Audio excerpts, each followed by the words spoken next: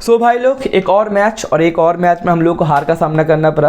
And ये line बहुत common हो चुका है क्योंकि रिजल्ट भी बहुत कॉमन हो चुका है। इस सीज़न हम लोग बहुत ही घटिया फुटबॉल खेल रहे हैं, मैच ड्रॉ कर रही है फिर हार रहे, तो भैया रिजल्ट रिपीट हो रहा है, इसलिए थोड़ा बहुत रिव्यू भी रिपीट ही हो रहा है, अब कुछ बोल नहीं सकते। एंड बहुत सारे लोग बोल रहे हैं भैया चेल्सी के लिए एक लकी हुई था क्योंकि कोल पाल्मर का वो पेनल्टी नहीं था। मुझे भी लगता है ये कोल पाल्मर का वो पेनल्टी नहीं था, मतलब कुछ ज़्यादा ही सॉफ्ट पेनल्टी दे दिया। लेकिन अभी के टाइम में तो वो ये सारा सॉफ्ट पेनल्टी होता है, अभी के प्लेयर्स तो बहुत नाजुक है, अगर उनके पास में अगर सांस भी लेते हो तो वो भैया गिर जाते और पेनल्टी मिलता है, तो उसके बारे में बात नहीं करूंगा। लेकिन मैं ये बात करूंगा कि बहुत सारे लोग बोल रहे कि भाई ये बैड लक की वजह से हम मैनचेस्टर यूनाइटेड हार गया। लेकिन देखो बैड लक की वजह से आप लोग हारे नहीं है या फिर हम लोग हारे नहीं है।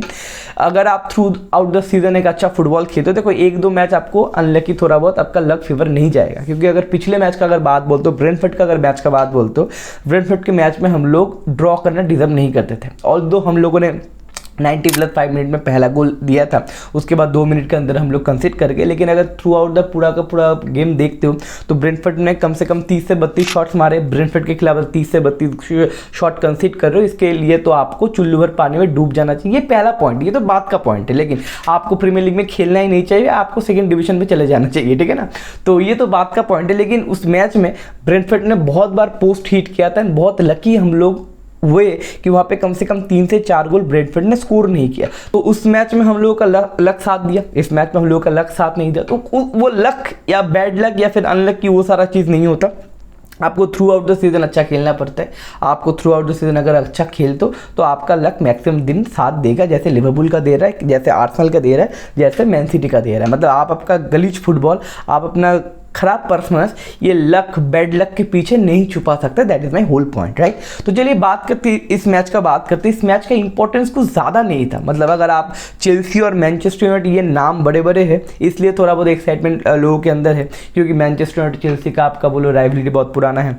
2005 बोलो 2006 बोलो, इस टाइम में ये फिक्चर होता था, एक्चुअली टाइटल कंटेंडर फिक्चर होता था कि Chelsea versus Manchester United match है, जो जीतेगा वो टाइटल जीतेगा, राइट। उस टाइम पे एलेक्स फर्गसन बताओ या फिर जोसे मोरिनो का जो राइवलरी था, उस टाइम से चेल्सी और मैनचेस्टर का एक थोड़ा बहुत ग्रेविटी हुआ है। एंड वो ग्रेविटी अभी तक चल रहा है, लेकिन उस ग्रेविटी के अंदर अभी कुछ है नहीं, क्योंकि अगर मैनचेस्टर मैच जीत भी जाता तो भी 6 पोजीशन पे रहता, हम अगर मैच ड्रॉ करते तो भी 6 पोजीशन पे रहते। हम लोग मैच हार गए, अभी भी हम 6 पोजीशन पे है।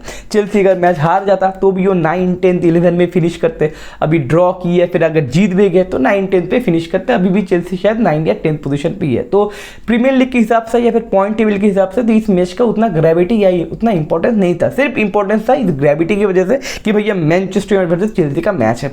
मैच से ज़्यादा कुछ एक्सपेक्टेशन नहीं था, मेरा बहुत ज़्यादा एक्साइटमेंट नहीं था। मैंने मैच आधे घंटे या 35 मिनट्स बाद मैंने देखना शुरू किया था, क्योंकि देखो ज़्यादा एक्साइटमेंट मेरे को मैनचेस्टर यूनाइटेड के फुटबॉल से भी नहीं दिख रहा है। क्योंकि देखो मैं एक क्लब का फ़ैन बाद में हूँ, मैं पहले एक फुटबॉल का फ़ैन हूँ। अगर मुझे एक क्लब से अच्छा फुटबॉल नहीं दिख रहा है तो कहने कि मेरा पेशेंस या फिर मेरा इंटरेस्ट बोलो लूज़ होता है। तो पिछले ब्रेंटफोर्ड के खिलाफ जो मैच मैंने आपको एक्सप्लेन किया, वो मैच देख के मैं बहुत ही ज़्यादा फ्रस्ट्रेटेड था, as not as a Manchester United fan, as a football fan, कि भैया ये क्या चल रहा है भाई। ये फुटबॉल खेलने के लिए तो भैया हम ISL के कुछ प्लेयर्स को लेके चले जाओ, मतलब पाकिस्तान के कुछ प्लेयर को लेके चले जाओ, बांग्लादेश के कुछ प्लेयर को लेके चले जाओ, ये तो फुटबॉल ये लोग खेल देंगे। मतलब वही बात है, आप मैनचेस्टर यूनाइटेड के प्लेयर हो, आप प्रीमियर लीग के प्लेयर हो, आपका वेजेस मिलियन एंड मिलियन आपका वेजेस है, 80 मिलियन से आपको खरीदा जा रहा है, 100 मिलियन से आपको खरीदा जा रहा है। उसके बाद आप ब्रेंटफोर्ड से 30, आप सोच के देखो ब्रेंटफोर्ड से आप हार सकते हो, ब्रेंटफोर्ड से आप 2-0 का या 3-0 में भी हार सकते हो, लेकिन ब्रेंटफोर्ड से आप डोमिनेट नहीं हो सकते। ब्रेंटफोर्ड ने आपके खिलाफ 30 या 32 शॉट्स मारे हैं, और पिछले 3 मैच में आप ये चीज़ नोट कर लेना, इंटरनेट से सर्च कर लेना, पिछले 3 मैच में मैनचेस्टर यूनाइटेड ने 100 शॉट कंसीड किया। 100 शॉट, ये 100 शॉट भैया अनलकी या बैड लक तरीके से नहीं होता, ये 100 शॉट आता है आप खराब फुटबॉल खेलते हो। आप अगर खराब फुटबॉल खेलते हो तो मैक्सिमम टाइम आप अपना लक अपने फेवर में उतना एक्सपेक्ट कर नहीं सकते, ठीक है ना। तो इस मैच की बात करते हैं, तो मैंने बोला कि भैया ज़्यादा कुछ इंपॉर्टेंट नहीं था, सिर्फ वो इंपॉर्टेंट था कि मैनचेस्टर यूनाइटेड वर्सेस चेल्सी का मैच है। और एक चीज़ रिकॉर्ड है कि 7 साल से हम लोग चेल्सी से हारे नहीं थे, लेकिन वो रिकॉर्ड टूट चुका है। एंड एरिक टेन हैग इस साल तो हर एक रिकॉर्ड तोड़ रहे हैं and there is a record breaking season for us. तो एक और रिकॉर्ड टूटते हुए एंड टेन हैग के ऊपर मैं ज़्यादा दोष नहीं दूंगा क्योंकि मैंने मैच देखा है। एंड अगर मैच की बात करें दोनों टीम का, एक चीज़ मैं बताना चाहता हूँ, दोनों टीम का मिडफील्ड का कॉम्बिनेशन बहुत ही तगड़ा था। उनके सब पास था 3 मिडफील्डर, 200 मिलियन का मिडफील्डर, 200 मिलियन का मिडफील्डर, 10 कॉर्नर गैलेगर था, हमारे पास कैशिमेरो था, कोबी मैनो था, ब्रूनो फर्नांडिस था। लेकिन पूरे मैच में मेरे को मिडफील्ड दिखा नहीं, मैच में कुछ टैक्टिक्स था नहीं, मैच में कोई कामनेस था नहीं, मैच में कोई होल्डिंग प्ले बताओ या फिर सारा कुछ था नहीं। मैच पूरा वाइब में था, अटैकिंग एरिया में मैच चल रहा था। कभी चेल्सी चांसेस बना रहा है, कभी मैनचेस्टर चांसेस बना रहा है। बहुत ही मतलब एक्साइटिंग फुटबॉल था, लेकिन टेक्निकल वाइज कुछ भी नहीं था क्योंकि दोनों टीम का ही परफॉर्मेंस बोलो या दोनों टीम का मोमेंटम बोलो बहुत ही घटिया है। चेल्सी तो है चेल्सी और मैनचेस्टर यूनाइटेड तो है मैनचेस्टर यूनाइटेड। एंड मैच शुरू हुआ, पहले 10 या 12 मिनट के अंदर हम लोगों ने 2 गोल कंसीड कर लिया। और जो पहला गोल था कॉर्नर गैलेगर का जो गोल था वो हमारे ओनाना भाई साहब को बचाना चाहिए था, लेकिन ओनाना भाई साहब तो मूड में होते, किसी दिन बोलते भैया हम तो सारे बचा लेंगे और किसी दिन बोलते नहीं भैया हम तो आज बचाएंगे नहीं।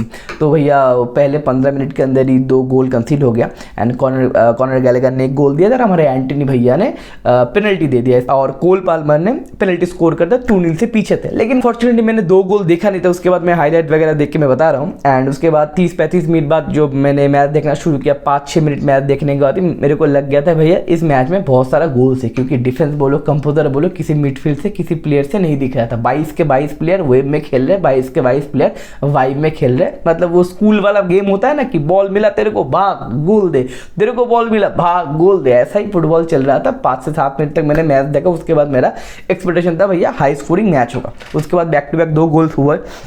आपका गर्नाचो का एक गोल हुआ, गर्नाचो का भी वो गोल नहीं होना चाहिए था। काइसेडो भाई साहब ने चेल्सी के 100 मिलियन के आंद्रेस इनिएस्टा ने, मतलब काइसेडो ने हमारे बोला भैया 2-0 से हम लोग आ गए, थोड़ा बोरिंग हो रहा है मैच, थोड़ा एक्साइटमेंट वाला करते हैं मैच। तो काइसेडो ने हमारे गर्नाचो के पास दे दिया और गर्नाचो ने जाके वो बंदा फिनिश कर दिया। तो वहाँ पे एक गोल मिला हम लोगों को। और उसके बाद सेकेंड गोल मिला आपका डियागो डालो का, काफ़ी अच्छा क्रॉसिंग था क्योंकि हमारे जो फुल बैक्स थे, डियागो डालो अभी ऑफ द पोजीशन खेल रहा है क्योंकि लेफ्ट बैक में हमारे पास कोई नहीं है, लुक शॉ नहीं है, टाल मलसिया अभी तो कहाँ पे है, बंदा किडनैप हो चुका है या फिर दुनिया में है कि नहीं पता नहीं। तो लेफ्ट बैक के आउट ऑफ पोजीशन खेल रहा है डियागो डालो, लेकिन अच्छा क्रॉस मिला, जो क्रॉस दिखने को मिलता नहीं है क्योंकि हमारे पास एक 6 फुट 2 इंच का एक लौंडा है सेंटर फॉरवर्ड, हम पाल के रखे हॉयलैंड को, लेकिन उसको बॉल फीड नहीं किया जाता, उसको क्रॉसेस नहीं दिया जाता। हेडर के लिए बंदा एक्टिव रह पाता है, लेकिन हेडर उसको हम लोग टेस्ट नहीं कर पाते क्योंकि वेन बिसाका तो लूला है और डियागो डालो भी लूला है, उन लोगों से क्रॉसेस उतना डालते नहीं है। लेकिन डियागो डालो सडनली आज अच्छा एक क्रॉस डाले एंड ब्रूनो ने फिनिश कर दिया। तो 2-2 का एक ड्रॉ हो गया। लेकिन उसके बाद भी एक्सपेक्टेशन था कि और भी गोल हो सकता है क्योंकि डिफेंस बोलो, वल्नरेबिलिटी बोलो या फिर आप डिफेंस लाइन पे आप गलती बोलो, दोनों टीम कर रहे थे। लेकिन एक और चीज़ हुआ, हमारे राफेल वारान का फिर से इंजरी हो गया, हाफ टाइम में राफेल वारान चले गए। देखो राफेल वारान का एक नेगेटिव पॉइंट ये भी है, बहुत सारे लोग बोले राफेल वारान को रखना चाहिए अगले 2 सीजन तक, या फिर बहुत सारे लोग बोले राफेल वारान को बेचो। देखो राफेल वारान अगर 2 मैच बाद इंजर्ड होंगे तो कहने कि राफेल वारान अगले टीम मैनेजमेंट को या फिर मैनेजर को कन्विंस नहीं कर पाएंगे कि भाई मैं अगला सीजन का आपका प्रोजेक्ट का पार्ट बन सकता हूँ। तो मुझे लगता है राफेल वारान को बेच देना चाहिए क्योंकि Rafael Varane is a quality full defender, उसमें कोई शक नहीं, क्योंकि अब रियल मैड्रिड से वारान क्या किया हम सब लोगों ने देखा है। लेकिन अगर आप एबिलिटी आपका नहीं रहेगा तो कैसे आप क्वालिटी शो करोगे? 2 मैच आप खेलोगे, उसके बाद आप 3 मैच नहीं खेलोगे, उसके बाद फिर से 2 मैच खेलोगे, ऐसे करके तो नहीं होगा ना। आपको एक कंसिस्टेंसी आपको दिखना पड़ेगा क्योंकि ब्रूनो फर्नांडिस बहुत बार खराब खेलता है, लेकिन ब्रूनो का सबसे बेहतरीन पॉइंट क्या है कि ब्रूनो अवेलेबल रहता है सिलेक्शन के लिए, that is the important part. तो वारान सब्स्टिट्यूट हो गया। उसके बाद हमारे जॉन इवंस आया, जॉनी इवांस भी सब्स्टिट्यूट हो गया क्योंकि उसको भी इंजरी लग गया। यहाँ पर भी बहुत सारे यूनाइटेड फैन बोल रहे भाई हम लोग तो बहुत अनलकी है, हमारे पास सेंटर बैक भी इंजर्ड हो गया, सेंटर बैक का जो आपका सब्स्टिट्यूट हुआ वो भी इंजर्ड हो गया। देखो सब्स्टिट्यूट इंजर्ड हुआ ये आपका बैड लक नहीं है, द प्रॉब्लम इज दैट आपने जॉनी इवांस को साइन किया है। आप 37 साल के एक सेंटर बैक को साइन करते हो, 1 साल का कॉन्ट्रैक्ट देते हो, किस उम्मीद से? 37 साल का आपका जो सेंटर बैक है वो 23 साल वाला एनर्जी आपको देगा, बट ऑब्वियसली आप साइन कियो भैया, उसका रिजल्ट तो आपको भुगतना पड़ेगा। तो जॉनी इवांस भी हम लोग का सब्स्टिट्यूट हो गया, उसके बाद काम्बाला आया, काम्बाला और हैरी मैग्वायर का हम लोगों को डुओ देखने को मिला। जो लिवरपूल का मैच है अगले संडे को, उस संडे में अगर हैरी मैग्वायर अगर काम्बाला का डुओ हम लोग को देखने को मिलेगा अगर संडे को, तो भैया ये तो चेल्सी है, मतलब चेल्सी को बहुत लकी गोल्स या फिर लकी विन मिला चेल्सी को। वो तो अच्छा फुटबॉल चेल्सी भी नहीं खेला, तो 4 गोल हो गए। अब लिवरपूल कैसे खेलेगा? लिवरपूल अगर अपने औकात पे आ गया तो भैया संडे को भैया 7-8-0 भी हो सकता है, ठीक है ना। तो ये है टोटल मिला के मिडफील्ड का कोई कंट्रोल नहीं था। कोबी मैनो का एक बहुत ही बढ़िया गेम था। अगेन मिडफील्ड में किसी का कंट्रोल, मिडफील्ड में किसी का क्लू नहीं था, लेकिन कोबी मैनो का एक बहुत ही अच्छा गेम था। एंटनी का बहुत अच्छा गेम था। बहुत दिन बाद एंटनी को एक मतलब एक पॉजिटिव इंटेंट दिखा एंटनी से। लेकिन एक मैं रिकॉर्ड देख रहा था, 23 या 24 मैच हो गया एंटनी को प्रीमियर लीग में, लेकिन एंटनी ने एक भी गोल स्कोर नहीं किया। एक असिस्ट दिया आज के मैच में, गर्नाचो को एक शानदार असिस्ट दिया। वो लूका मॉड्रिच वाला थोड़ा वाइब आ गया था, आउटसाइड कर्लर करके बंदे ने लेफ्ट पैर से असिस्ट दिया, और गर्नाचो का भी बहुत ही अच्छा गोल था। गर्नाचो ने ब्रेस स्कोर किया एंड मैच थोड़ा बहुत ठीक ठाक कंट्रोल में लग रहा था। हम लोग 3-2 से कमबैक कर चुके थे, लेकिन 88 मिनट में वो आपका पेनल्टी आता है, डियागो डालो स्लिप हो जाते हैं और वो पेनल्टी मिलता है। बहुत सॉफ्ट पेनल्टी था, वो देना नहीं चाहिए, लेकिन अभी के रूल या फिर अभी के जो बायस्ड वार डिसीजन बोलो उसके बारे में बोलना नहीं चाहता, मैं बोल के बोर हो चुका हूँ। तो उसके बाद पेनल्टी मिलता है, 3-3 का आपका पेनल्टी मिल जाता है, 3-3 का आपका स्कोर लाइन हो जाता है। उसके बाद अगले मिनट में कॉर्नर मिलता है। वो कॉर्नर भी वो कॉन्ट्रोवर्शियल था, किसके पैर से लगा था उसका भी एक क्वेश्चन मार्क है। अभी बाहर का डिसीजन, रेफरी का डिसीजन के ऊपर मैं बोलना नहीं चाहता। रेफरी वार, इंग्लिश प्रीमियर लीग का रेफरी वार के ऊपर बोलोगे तो आपका ही टाइम वेस्ट होगा। तो उसके ऊपर कोल पाल्मर ने एक हिट किया, तो स्कॉट मैकटोमिनी से डिफ्लेक्शन होकर वो अंदर चला गया और कोल पाल्मर ने अपना हैट्रिक पूरा कर लिया।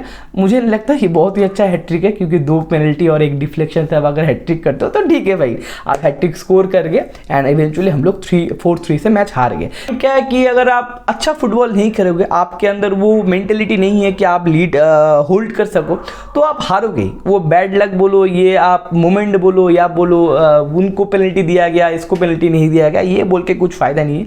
हम लोगों के पास इंजर्ड प्लेयर बहुत है। एरिक टेन हैग का बहुत सारा खराब डिसीजन है। प्लेयर का भी इंटेंसिटी बताओ या फिर प्लेयर का कैरेक्टर बताओ, वो भी ठीक ठाक नहीं है। हम लेट गोल बहुत बार कंसीड कर रहे हैं। इस सीजन में आप देख रहे हो लेट गोल हम लोग बहुत बार कंसीड कर रहे हैं, जो मैनचेस्टर यूनाइटेड नहीं करता, क्योंकि मैनचेस्टर यूनाइटेड फुटबॉल अच्छा खेलता है, डजंट मैटर। लेकिन यूनाइटेड के पास हर एक टाइम पे मेंटलिटी होता है कि हम लोग लेट गोल देते हैं, लेट गोल कंसीड नहीं करते। लेकिन इस सीजन लेट गोल कंसीड कर रहे हैं, मतलब प्लेयर के ऊपर, मेंटलिटी के ऊपर बहुत बड़ा क्वेश्चन है। ओनाना के ऊपर क्वेश्चन है, बहुत सारे हाउलर्स कर रहे, बहुत सारे जहाँ पे गोल नहीं देना चाहिए था वहाँ पे हम गोल दे के खुद के ऊपर प्रेशर ले रहे। तो ये थोड़ा मिला के हौच पौच चीज़ है। लेकिन एक चीज़ है कि 6th पोजीशन का जो मैं बात बता रहा हूँ कि 6th पोजीशन में हम लोग रहेंगे, अच्छा खेलेंगे बुरा खेलेंगे डजंट मैटर, क्योंकि ब्राइटन और न्यूकासल आई थिंक हम लोग का जो 6th पोजीशन नहीं छीन सकता, और इवेंचुअली हम लोग अगले सीजन में यूसीएल नहीं खेलेंगे, और चेल्सी भी 9th या 10th पोजीशन पे रहेगा, वो लोग भी यूसीएल नहीं करेंगे। तो that is the whole project, right. Match बहुत एक्साइटिंग था। अगर न्यूट्रल प्रोस्पेक्टिव से देखते हो, अगर आप इंजॉयमेंट देखना चाहते हो तो मैच बहुत ही इंटरेस्टिंग था। 7-7 गोल थे यहाँ पे। लेकिन अगर मैच का अगर टैक्टिक्स बताओ, मैच का अगर फुटबॉलिंग वाइज बताओ, मैच पूरा खोखला था दोनों टीम की तरह। And lucky win for Chelsea, well deserving win for Chelsea. मैं कुछ बोलना नहीं चाहता क्योंकि ज़्यादा कुछ इंटरेस्ट नहीं है मेरे रिजल्ट के ऊपर, क्योंकि ज़्यादा कुछ इंटरेस्ट मुझे था नहीं रिजल्ट के ऊपर।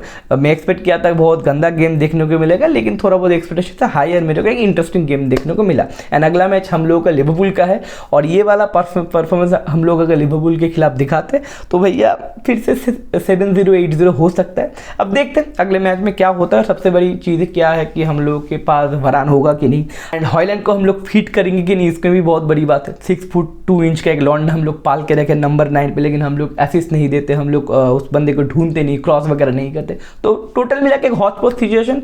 एक और मैच गंदा फुटबॉल दिखाते हुए, लेकिन थोड़ा बहुत मेंटेलिटी दिखा, गर्नाचो बताओ या फिर एंटनी बताओ, इन सारे लोगों से।